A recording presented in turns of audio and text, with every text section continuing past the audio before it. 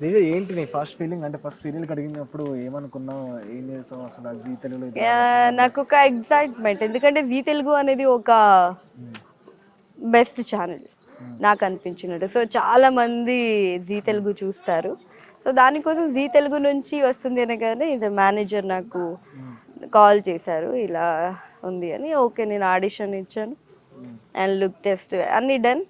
Again ఈ chance వచ్చింది. So నాకేంటంటే జీ తెలుగు అనేది ఒక పాపులారిటీ ఎక్కువ కదా, సో మిస్ చేసుకోకూడదు అనుకున్నాను.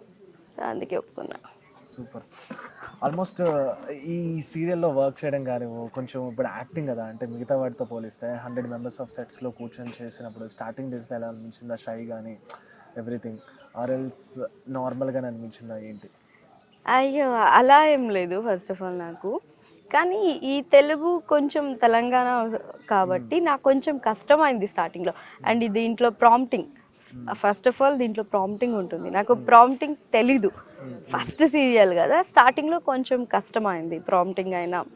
ఆ ప్రాంప్టింగ్ ఎలా క్యాచ్ చేసుకోవాలి, అది క్యాచ్ చేసుకొని సడన్గా యాక్టింగ్ చేయాలి.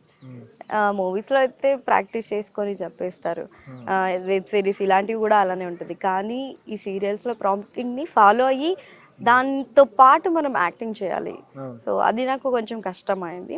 అండ్ లుక్స్ చాలా మెయిన్. నాకు ఇప్పటికీ లుక్స్ కొంచెం రాదు. ఓకే, బెస్ట్ ఇప్పటికి నేర్చుకున్నా. ఇంకా చాలా నేర్చుకోవాలి ఈ సీరియల్లో నేను. లుక్స్ నేర్చుకోవాలి అండ్ ప్రాంప్టింగ్ ఫాలో అవుతున్నా, చాలా నేర్చుకున్నా, ఇంకా నేర్చుకోవాలి. లైఫ్లో ఎంత నేర్చుకుంటే ఇంకా నేర్చుకోవాలనిపిస్తుంది. సో అలా.